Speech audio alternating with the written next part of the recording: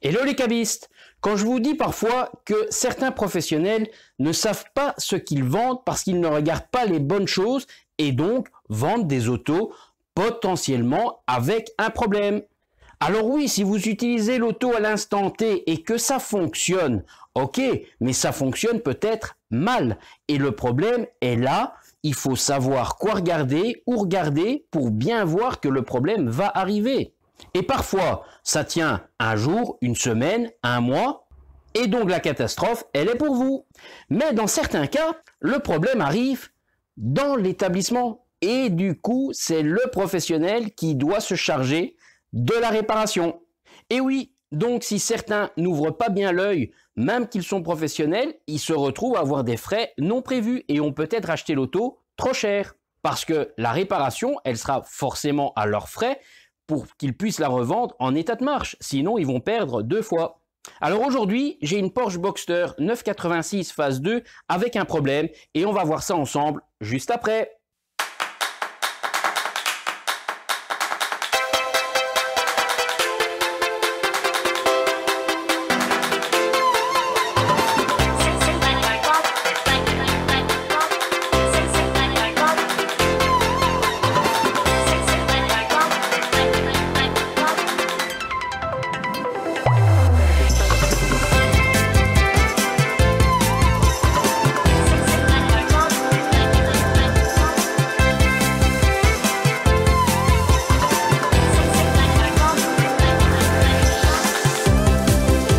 Bonjour à toutes et à tous et bienvenue chez l'expert du cabriolet.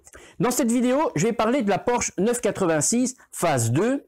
Quelle différence avec la phase 1? Principalement la vitre arrière. Celle-ci possède une vitre en verre. Pourquoi? Parce qu'elle est après l'année 2000.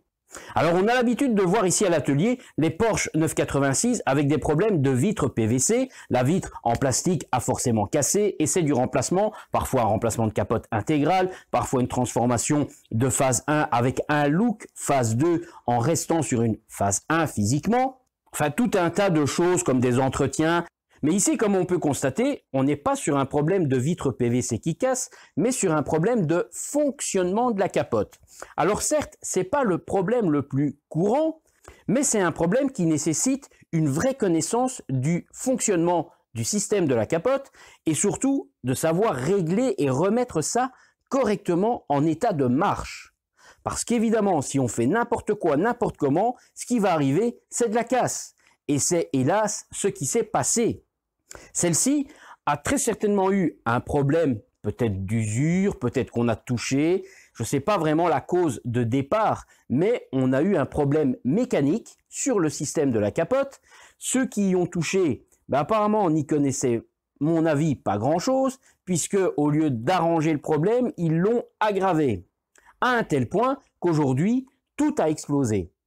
Alors comme je vous disais en début de vidéo, il faut toujours faire très attention lorsqu'on achète un cabriolet, surtout un ancien, un Youngtimer, ici il a presque 20 ans. Soit on fait une confiance absolue dans le vendeur, soit on regarde par soi-même. Alors moi je vous conseille plutôt de regarder par vous-même. À moins que ce vendeur-là soit spécialisé dans une seule marque et peut-être même un seul modèle, voiture donc qu'il connaîtra sur le bout des doigts, aussi bien en avantage comme en inconvénient. Il pourra regarder les choses qui vont, qui ne vont pas. Mais il n'est pas rare que malgré que le professionnel connaît la voiture parfaitement sur le bout des doigts, ne va pas regarder les bonnes choses sur la capote ou à propos de la capote, des détails précis. J'ai déjà eu des clients qui ont acheté des VW New Beetle chez des revendeurs qui ne vendaient que de la New Beetle et la capote a tenu 2 mois. Elle s'est décollée de partout. Alors l'acheteur, dans ce cas-là, avait fait 100% confiance au vendeur puisqu'il n'y avait que ce modèle-là, en coupé et en cabriolet dans son showroom. Et pourtant, l'auto avait une capote plus qu'en fin de vie. Parce qu'encore une fois, l'entretien de la toile de capote n'est en aucun cas pris en compte. On oublie ce point qui est primordial et même vital. Bon, ici, ce n'est pas un problème de toile de capote, ce n'est pas un problème d'entretien de toile de capote non plus, c'est un problème de fonctionnement du système de la capote. On va aller voir cette voiture d'un peu plus près. Voilà donc notre Porsche Boxster 986 phase 2. Et quelle est la différence entre la phase 1 et la phase 2? Comme je vous ai dit, c'est la vitre. Ici, on possède une vitre arrière en verre. La phase 2, en fait, la Boxster phase 1 est née avant les années 2000, donc elle possédait une vitre plastique, ce qui était la marque de signature de Porsche. Il y a toujours eu des vitres plastiques au début, et à partir des années 2000, la vitre verre est venue chambouler un petit peu le visuel des Porsche, et on a eu des vitres verres sur tous les modèles, donc sur la Boxster, sur la 911. La vitre verre s'est intégrée aux capotes, et du coup, on a cette Boxster avec une vraie vitre en verre d'origine. Donc c'est pas une modifiée, une phase 1 transformée en phase 2, mais bien une vraie phase 2 avec la bonne vitre en verre.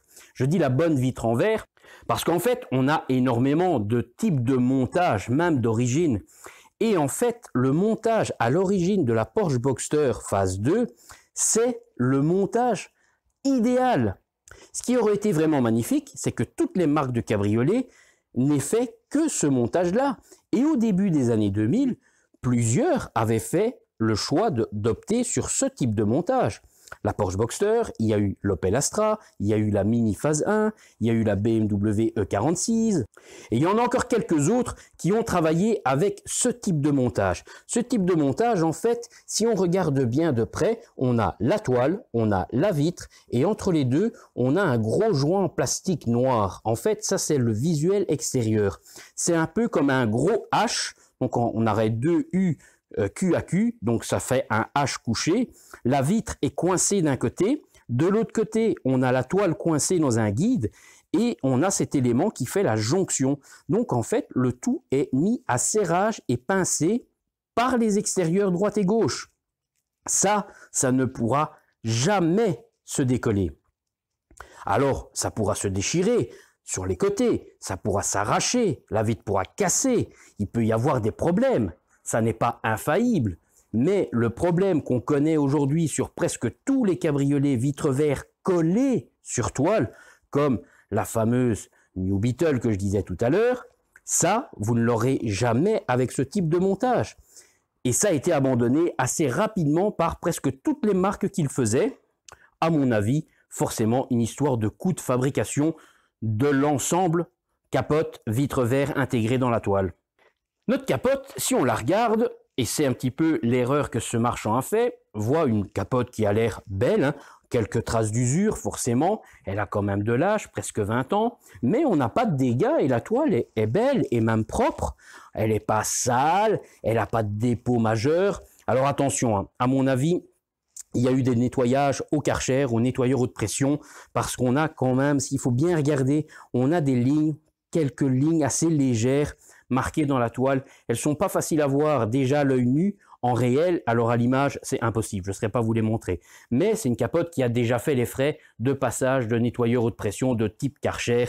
Mais voilà, on a une capote qui présente bien dans l'ensemble. Elle est propre, elle n'est pas déchirée, elle n'a pas de défaut, elle n'a pas d'anomalie majeure. Correct, la carrosserie aussi, hein, on a une auto qui est plutôt belle, toute d'origine. Elle n'a pas de bidouillage particulier ou d'appendice rajouté. Ici, rien de tout ça. L'auto est parfaitement d'origine. Mais ici, ce qui s'est passé, au bout de 2-3 jours, le marchand a pris l'auto et a voulu aller faire un petit tour avec pour l'essayer, voir un peu comment la capote fonctionnait et peut-être se faire plaisir en même temps de rouler un peu en décapotable. Et une fois qu'il a commencé à décapoter, il a entendu un fracas métallique, plastique, un carnage. Plus rien n'a bougé avec la commande automatique qui se trouve sur le tableau de bord. La capote ne bougeait ni en avant ni en arrière. Il s'est posé quelques questions. Il a essayé de toucher à la main et la capote a basculé toute seule. Donc il s'est dit, c'est bizarre, mais ça s'est ouvert. Il a fait sa petite balade et revenu à son garage, quand il a voulu fermer cette capote, ben là, il n'y avait plus rien qui se passait. Mis à part le couvercle qui bougeait un peu, plus rien ne se passait. Bon, là, il a commencé à chipoter un peu, à voir que la capote bougeait si on la tirait manuellement. En fait, rien de normal. Rien ne doit bouger manuellement. C'est une commande qui doit fonctionner entièrement en automatique avec le bouton qui est sur le tableau de bord. Et là, pas du tout ça. Voilà pourquoi cette auto est arrivée à l'atelier en panne. On va voir un petit peu ce problème de fonctionnement.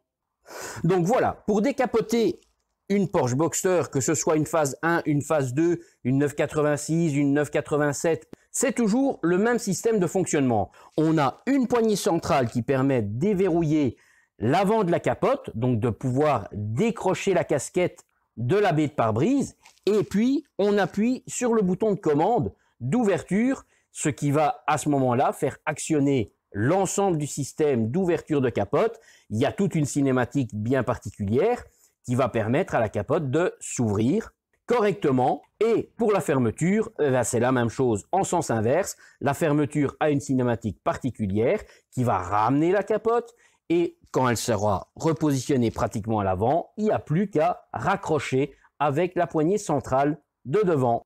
Donc voilà la fameuse poignée qu'on a à l'intérieur, donc qui fait marquer dessus presse, c'est pas compliqué, il suffit d'appuyer dessus et à ce moment-là, la poignée se déboîte légèrement, il suffit de la tirer vers le bas, on va avoir les vitres qui vont se baisser. On va donc faire la manœuvre. Alors au préalable, on a évidemment mis le contact et tiré le frein à main, parce que sinon, ces générations-là, ça ne fonctionnera pas. Donc là maintenant, je décroche. J'ai mes vitres qui se sont baissées. Regardez, si je raccroche, hop, donc je décroche. Bon, on va pas jouer avec, c'est pas le but. Et maintenant, je vais donc appuyer sur le bouton du tableau de bord pour faire l'ouverture de la capote et on va voir ce qui se passe. Donc j'appuie sur le bouton ouverture de la capote.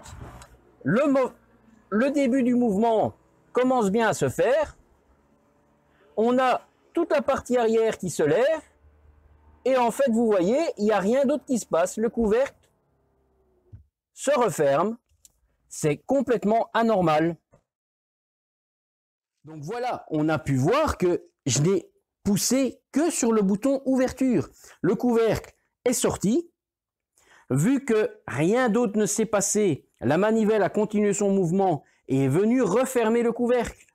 Ce qui normalement n'aurait pas dû être du tout de cette manière, puisque le couvercle doit se lever. À un moment donné, il passe le relais à la capote bascule, le couvercle se referme pour emprisonner la capote dans son bac, et la voiture est décapotée, et on peut rouler à ce moment-là, capote ouverte, les vitres se referment, et on peut prendre la route. Ici, on vient de constater que ce n'est pas du tout ça qui se passe. Et en fait, pourquoi ça ne fonctionne pas? Parce que les éléments de commande mécanique ont été explosés. Quand je dis explosé, c'est littéralement explosé. Donc voilà, j'ai mis le couvercle de cette Boxster en position ouverte pour aller récupérer à l'intérieur une pièce qui pose un petit peu problème. Regardez-moi ça. En fait, elle est complètement pliée, elle est cassée, elle ne ressemble plus à rien. Tout est foutu. Cette pièce est endommagée. Et là, il y en a forcément deux, une à gauche, une à droite. Elles sont toutes les deux dans cet état. Faut pas demander comment on a pu réussir à plier des pièces qui font pratiquement 1 centimètre de diamètre avec des cornières où c'est soudé. Et ça n'est pas les soudures qui ont cassé, hein, si on regarde bien, c'est la pièce qui s'est pliée, qui a même été cassée. La tôle s'est déchirée tellement que la force a été violente. Faut pas demander ce qu'ils ont fait pour réussir à exploser ces éléments. Alors voilà donc ce que j'ai récupéré dans le véhicule, que je me demande franchement comment ils ont réussi à faire ça. Et voilà en fait notre pièce, à quoi elle doit ressembler. Donc en fait elle doit déjà être plus ou moins droite. On va même la sortir. Non, je vais la laisser, parce qu'à une main, j'arriverai pas à ouvrir l'emballage. On voit qu'on a l'élément, on a une espèce de partie genouillère dans laquelle il y a une partie qui vient s'emboîter dans le mécanisme de la capote, et on a tout un élément qui a certes une courbure. On n'est pas sur un élément totalement droit, mais là, en fait, ça n'a plus rien à voir, hein. Si on regarde l'un et l'autre, il y a comme un petit problème entre les deux. Alors, ça pose question, qu'est-ce qu'ils ont fait pour réussir à exploser ça des deux côtés? Alors évidemment, là, j'ai pas de réponse, puisque tout est cassé. À part remettre des éléments neufs et surtout bien les positionner et bien les régler, parce que c'est là toute l'importance. Il y a des réglages à faire dessus, il y a des parties filetées. Si on regarde bien de près, on a des zones où on peut régler. Par ici, même chose, on a une vis, ça permet de faire des réglages, on a des œillets. Donc tout ça a de l'importance. Si vous réglez la chose mal, on est sur une voiture avec une capote où on peut dire que c'est une capote électrique. C'est un moteur électrique qui entraîne une tringlerie et tout est commandé à la force d'un moteur. Si forcément ce moteur, en pleine puissance, entraîne un élément qui, lui, n'est plus positionné correctement, ça bascule et à ce moment-là, la catastrophe arrive. Les éléments se retrouvent dans cet état-là, complètement pliés, tordus, cassés, en espérant qu'il n'y ait pas eu d'autres dégâts. J'ai déjà contrôlé une bonne partie, je pense que non. Maintenant, il restera à mettre en place les nouveaux éléments et surtout bien les positionner, bien les régler, que ça ne bouge pas et que ça puisse faire fonctionner normalement, correctement, toute cette capote, qu'elle puisse basculer vers l'arrière, refermer et se remettre en position décapotée à 100%, et idem dans l'autre sens. Parce qu'encore une fois, il y a toute une série de contacteurs électriques. Quand la capote s'ouvre, elle actionne des contacts qui vont dire « oui, la capote est bien ouverte à fond » et on ferme le couvercle. Ici, ce qui se passe, on a vu le couvercle sortir et se refermer, mais dans la mémoire de la manœuvre, la capote était ouverte. Donc là, si on veut fermer, et la capote est visuellement déjà fermée, ça pose problème. On ne va pas appuyer du bon côté du bouton. On va appuyer sur le côté ouvrir, et en fait, il faut appuyer sur le côté fermer. Mais la capote est déjà posée. Donc voilà, on rentre dans une incohérence complète. Qu'est-ce qui s'est passé? Est-ce qu'ils s'en sont mêlés les pinceaux? Est-ce qu'ils ont fait, encore une fois, du bric-à-brac?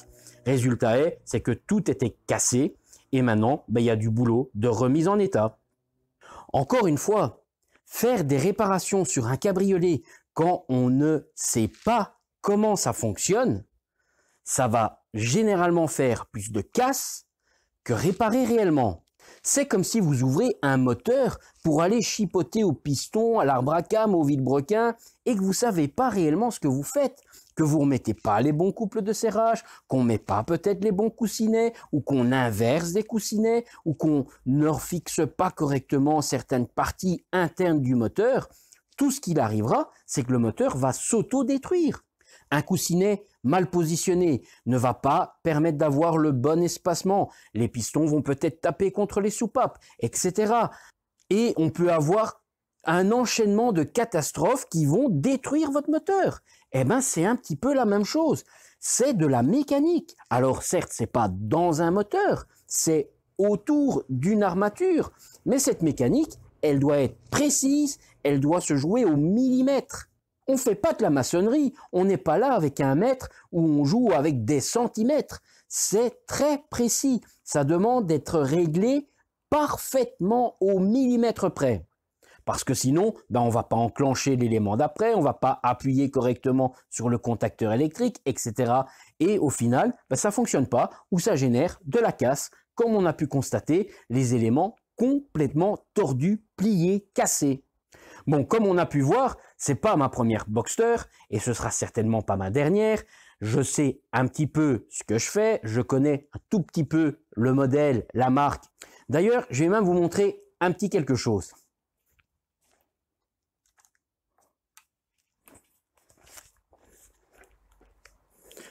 Donc là, on est face à notre Boxster sur laquelle on a un problème de fonctionnement et si je me retourne, qu'est-ce qu'on a là? Une autre Boxster. Et là, on est sur une version 986 phase 1 sur laquelle on a un problème de vitre PVC qui est cassé. On va aller la voir d'un peu plus près. Vous allez voir.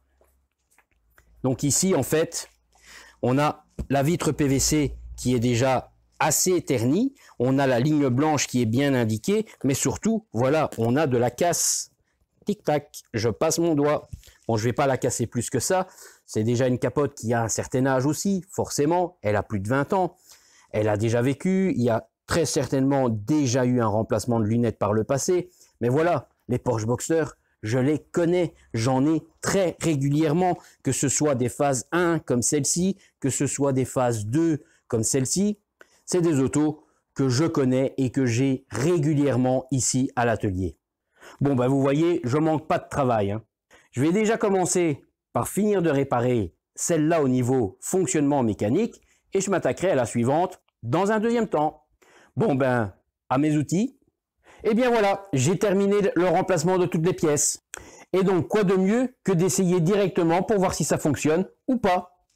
Alors oui, petite parenthèse, les cabriolets modernes, généralement après les années 2000, il y a quelques exceptions pour les voitures avant les années 2000, mais c'est plutôt rare. On avait ça un petit peu chez BMW qui était avant les années 2000. Je pense que les Audi 80 avaient aussi déjà intégré le fait que la vitre de porte puisse se baisser lorsqu'on ouvre. Donc au moment où on actionne la porte, le carreau descend un petit peu, ce qui permet à la vitre de se dégager des joints et de ne pas accrocher. Et comme ça, on sait ouvrir et fermer sans aucun frottement, sans aucune gêne réelle, ce qui est mieux dans l'absolu parce qu'on n'abîme pas les joints, on n'abîme pas les bords de capote, même si ici le bord de capote est une partie rigide, puisqu'on a une moulure en dur sur le côté. Mais voilà, ça c'est la petite parenthèse. Alors certaines voitures avec l'âge, évidemment, ont pris un peu de lenteur. Le mécanisme ne réagit plus aussi vite qu'au premier jour. C'est un peu le cas de celle-ci. Lorsque j'ouvre la portière, il y a vraiment un temps de réaction entre le moment où j'ouvre ma poignée et le moment où la vitre baisse un cran. Il y a une seconde plus ou moins. Donc celui qui va trop vite, la vitre n'a pas le temps de baisser et on accroche quand même. Donc voilà, on va aller tester ce système de fonctionnement. Alors pour éviter de décharger trop la batterie, puisqu'on est sur un fonctionnement qui est totalement électrique, je vais mettre en route le moteur. Donc voilà, c'est nettement mieux. Donc je défais ma poignée, j'ai du coup mes deux vitres qui se descendent, et à ce moment-là, je peux commencer à appuyer sur mon bouton d'ouverture de capote. Je constate bien que tout commence à basculer vers l'arrière, la capote, le couvercle, tout va bien, ça se ferme totalement, j'ai mon contact qui se coupe, ça me permet de pouvoir remonter mes deux vitres, parce que si le système ne va pas totalement à fond, les vitres ne pourront pas remonter, elles resteront bloquées à 5-6 cm, et donc ça c'est un vrai problème de rouler avec les vitres pas totalement remontées. On a un gros écart, ça va être au niveau du montant A, un énorme passage, une énorme entrée d'air. Maintenant, on va faire la fermeture. J'appuie sur le bouton pour fermer, mes vitres descendent et en même temps, le couvercle se bascule vers l'arrière, la capote remonte. On a un cycle qui est très très bon. Le contact c'est terminé. Je ferme maintenant ma poignée et je constate que mes vitres remontent bien toutes seules. Donc voilà, le système est bien réparé. Maintenant, cette Porsche Boxster type 986 phase 2 est à nouveau en parfait état de fonctionner. Et donc le prochain propriétaire, celui qui achètera cette auto à ce professionnel, au moins il retrouvera une capote en parfait état de fonctionner. Maintenant, attention, vérifiez la protection imperméabilisante de la toile de capote. C'est pas parce que la capote fonctionne bien en mécanique que forcément la capote est parfaitement bien imperméable. D'ailleurs, on n'a pas fait le petit test de la goutte d'eau, on va quand même le faire parce qu'on a pu voir en début de vidéo que la capote, elle était très belle, elle est propre, elle n'a pas de taches particulières, elle n'a pas de marque, elle a des traces d'usure, mais elle a une vingtaine d'années plus ou moins. Donc ça reste un peu normal, logique, vu son âge, mais est-ce qu'elle perle toujours ou pas? On va voir ça ensemble. Voilà donc notre Boxster qui maintenant est réparé. Je vais aller tester cette toile de capote. Donc j'ai mon petit gobelet avec un petit peu d'eau. Eh bien hélas, la capote ne perle absolument pas. C'est même plutôt tout l'inverse. C'est une véritable éponge. On voit que la goutte n'a même pas fait mine de perler. J'ai mis une grosse goutte effectivement. Je vais essayer d'en mettre une plus petite. Ouais, j'arrive pas. Aujourd'hui, je suis fatigué. J'ai pas la dextérité de faire une petite goutte, mais on peut constater que c'est absorbé instantanément. Il n'y a plus du tout de protection sur cette toile de capote. C'est une véritable éponge. Donc, moi, je conseillerais, c'est de faire un bon entretien, nettoyage et réimperméabilisant, parce que là, on est sur une capote qui est saine au visuel. Elle n'est pas couverte de verdure, elle n'a pas de traces de champignons, de bactéries ou quoi que ce soit de déjà mauvais au niveau de la toile. C'est vraiment juste un bon nettoyage, une bonne réimperméabilisation avec les bons produits adaptés à ce modèle, à ce type de toile de capote, ce qui lui permettra de retrouver une bonne protection imperméabilisante et de continuer à durer dans le temps. Maintenant, je ne suis pas là pour obliger le propriétaire actuel qui est le vendeur marchand de le faire. Alors, est-ce qu'il va l'offrir à son futur acheteur? Est-ce qu'il va conseiller l'acheteur de le faire une fois qu'il aura acheté la voiture? Là, moi, je ne peux pas répondre. Ce n'est pas moi qui serai à la négociation de la vente de cette voiture. Mais voilà, on peut avoir une voiture qui fonctionne très bien, qui est une bonne base. Mais si on ne l'entretient pas, cette capote, elle finira par devoir être remplacée. Et n'oublions pas, on est sur une version vitre verre intégrée dans la capote. Et donc, on est sur une capote qui sera forcément plus chère qu'une capote classique avec des vitres PVC. L'entretien de la toile de capote rentre vraiment en ligne de compte, c'est important. Lorsque j'ai travaillé pour faire la réparation du mécanisme, j'ai constaté que sur la face intérieure de cette toile de capote, on avait déjà des auréoles, on a eu déjà de l'humidité qui est passée, qui a marqué, qui a commencé tout doucement à dégrader cette toile. Si on la laisse comme ça, il sera inévitable qu'elle finira par pourrir de l'intérieur et se déchirer. Seule petite chance, on peut dire, avec ce genre de voiture, c'est que celui qui va racheter ça aujourd'hui, ce sera bien souvent pour la mettre dans un garage. Elle ne passera pas des journées ou des nuits entières plutôt à l'extérieur, sous la pluie, sous le vent, sous la neige. C'est généralement ce genre d'auto, quand on les rachète avec une vingtaine d'années, ça devient souvent des voitures qu'on va un petit peu plus bichonner. Et bien voilà, on peut constater que l'auto, elle a beau être belle au niveau carrosserie, au niveau d'avoir une belle capote, maintenant une capote qui fonctionne correctement de A à Z et inversement, mais elle n'a pas de protection sur sa toile, ce qui va inévitablement, malheureusement, hélas, la détruire. Peut-être à petit feu, mais la détruire quand même. C'est pas compliqué, faire correctement les entretiens de toile de capote en temps et en heure. Je sais proposer, fournir des kits adaptés en fonction des cas et des situations. Il y a des produits adaptés, je peux confectionner des kits en fonction de vos cas précisément. Parce qu'encore une fois, on n'a pas tous forcément besoin de la même quantité de produits. On n'a pas tous forcément besoin des mêmes variantes. Certains auront besoin d'un savon X, d'autres d'un savon Y, du passif et du vécu de la capote. Après, la couleur peut aussi rentrer en ligne de compte. Une capote noire pourra forcément être teintée, mais une capote grise ou une capote beige, non. Donc tout ça sont des choses à prendre en compte. Mais voilà, on va terminer avec cette Porsche Boxster 986 phase 2. Maintenant, elle est prête à reprendre la route, sauf qu'il lui faudrait faire une bonne remise à niveau pour la protection imperméabilisante de cette capote. Eh bien, si vous avez aimé la petite vidéo, n'hésitez pas, un petit like, n'hésitez pas à vous abonner si ce n'est pas déjà fait, et allez également voir les nombreuses autres vidéos déjà présentes sur la chaîne. Allez, à bientôt, ciao ciao.